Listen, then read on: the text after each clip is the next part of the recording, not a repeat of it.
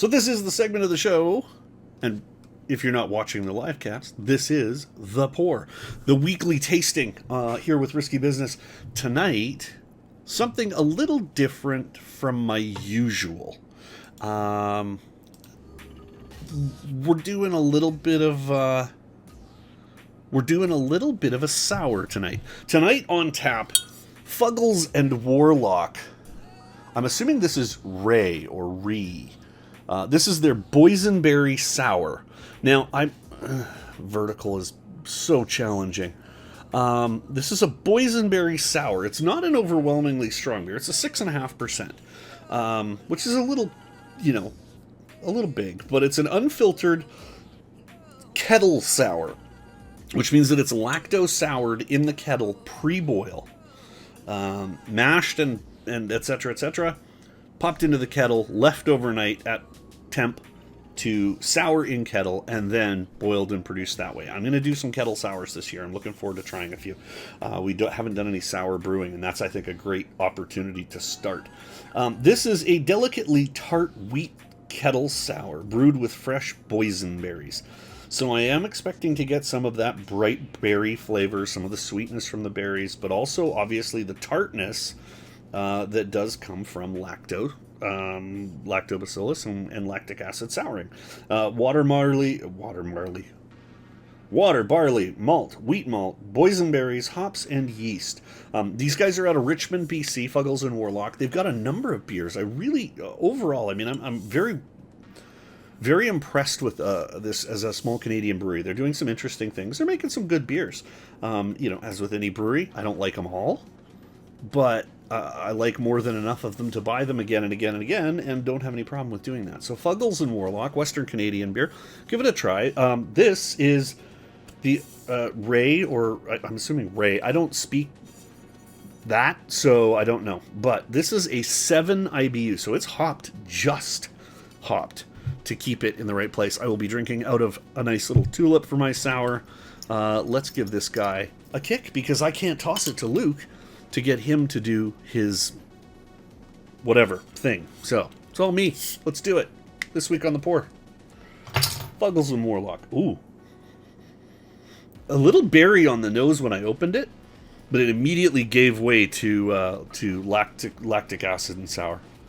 It's not as cloudy as I'd anticipated, but I didn't swirl the bottle either. It's not a heady beer by any stretch. Beautiful color. This is actually virtually crystal clear. Not quite, but very close. It's got a little cloud and a little sediment, but not much. Virtually no head to speak of, not uncommon in sours. Carbonation seems good. There's a touch of berry skin on the nose, but not anything sort of overwhelming. This isn't a lambic. I mean, we're not talking about a lambic, 2-year fermented funk sour.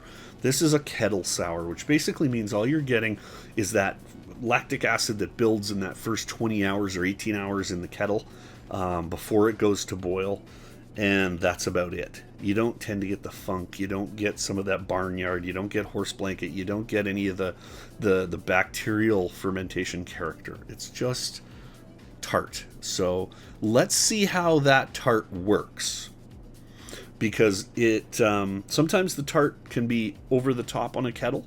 Sometimes it works out really well. So, I mean, Fuggles and Warlock, hey, you know what? If it's even half of what it could be, it'll still be a good drinking beer. Probably a good summer beer. For sure a good, late afternoon sitting around the patio beer. But let's see if it does any better than that. I'm hopeful. Ever optimistic. But cheers. This is The Pour.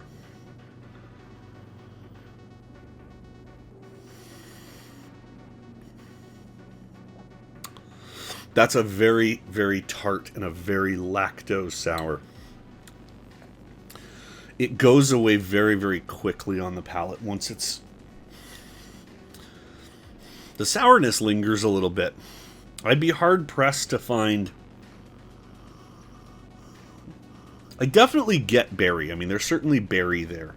Boysenberries are a sort of a richer, bolder, not a sweeter, but a brighter, bolder sort of berry flavor. They're not a light cherry like a raspberry would be, say, or a strawberry would be. They're a much deeper flavor, but it's just there. The that lactic acid sour is just adding a ton of tartness. There is some sweetness there. There's no bitterness at all. That 7 IBUs is balanced off nicely.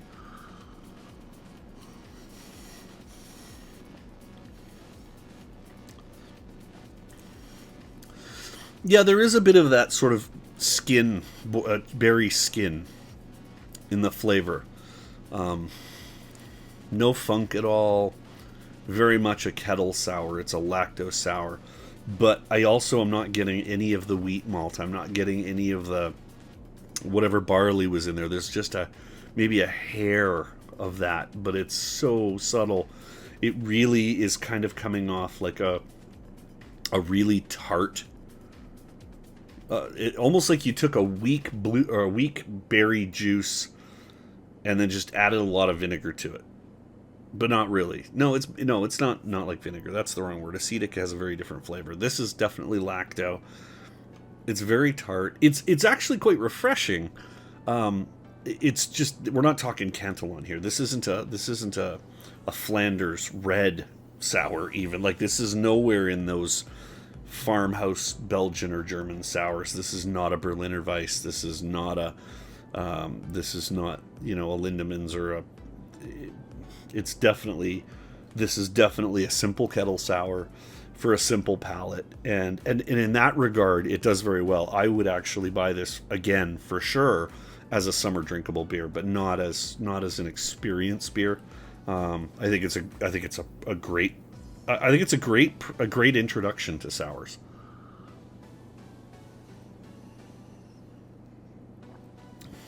As I said, the nose is very dominant, or dominated. Very dominated by that lacto.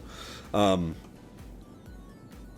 if you're not familiar with how kettle souring works, maybe we'll talk about that after the pour in the live cast. But overall, a perfectly drinkable beer, not violently pucker inducing. And if you've never had a sour, not a bad opportunity to try something new for a reasonable price. It's not an expensive beer. And have an interesting experience. If you like this, the door opens to the world of sours. If you really don't like this, there's your compass setting to stay away, because this is sort of a very gateway level sour. It's not going to ask too much of you, and it's not going to offer too much. In terms of complexity or anything else for you to have to deal with. It's just a nice tart. I would actually really like to try the exact same recipe without the souring. I think it would be a very interesting beer. Just a simple boysenberry wheat beer. Fuggles and Warlock, if you're hearing, I'd love to try that. So, as to the rating, out of 5, I will drink this, actually. I'm going to drink the whole bottle. You can't taste the 6.5% alcohol at all. It's just a tart beer. Calling it a sour and trying to give it, that over the top, no, it's not there. I mean, this is a very drinkable sour, but it's not an extraordinary sour. It's not. But I don't think I would be giving Fuggles and Warlocks a hard time if I told them that it wasn't. They know that it's a kettle, and as such, I'm gonna give it. I'm going to give it a 3.25. A 3.25 in that I do think that there's some stretch they probably could have done on the wheat side or on the malt side to give it a little bit more than just sort of a very basic feel. The boysenberry, I think they could have upped a little bit, gotten a little more of that boysenberry sweetness or that skin along with the tartness. But overall, it's a good beer. Certainly a 3.25 is not a mark I would give a beer I don't intend to drink again. That I reserve for 2 and under.